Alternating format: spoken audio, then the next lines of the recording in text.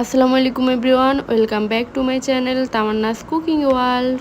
ডিম আর সেমাই দিয়ে ভীষণ মজার একটি নাস্তার রেসিপি আজ আমি আপনাদের সাথে শেয়ার করব। এটা খেতে এতটাই মজা হয় যে একবার তৈরি করলে নিশ্চয়ই বারবার তৈরি করবেন।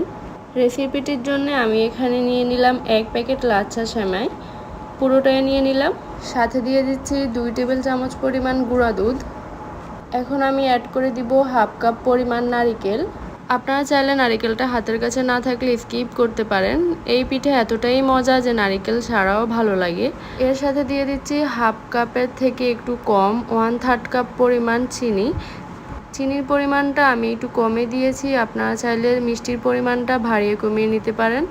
সাথে দিয়ে দিলাম অল্প কিছু পরিমাণ লবণ, দিয়ে দিলাম অল্প কিছু পরিমাণ বেকিং পাউডার। এবার হাত দিয়ে সমস্ত শুকনো উপকরণ একসাথে মিশিয়ে নিব।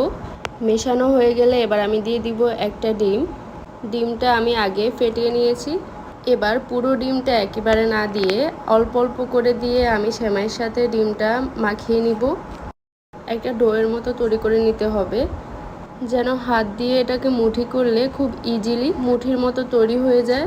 মাখানো হয়ে গেলে এবার আমি 2 হাত ভালোভাবে পরিষ্কার করে হাতে একটু ঘি ভালোভাবে লাগিয়ে নিব। আর এখান থেকে কিছুটা পরিমাণ সেমাইয়ের ডো দিয়ে এভাবে একটা শেপ দিয়ে সবগুলো পিঠা আমি বানিয়ে নিব।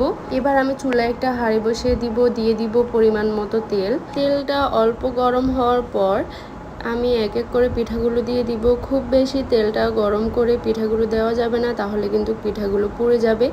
এই পিঠাগুলো দেওয়ার সময় আমি চুলার আঁচটা একেবারে লো করে দিয়েছি, এতে করে পিঠাগুলো আর পুড়ে যাবে না। সবগুলো পিঠা দেওয়ার পরে আমি চুলার আঁচটা লো থেকে অল্প কিছুটা বাড়িয়ে দিয়েছি।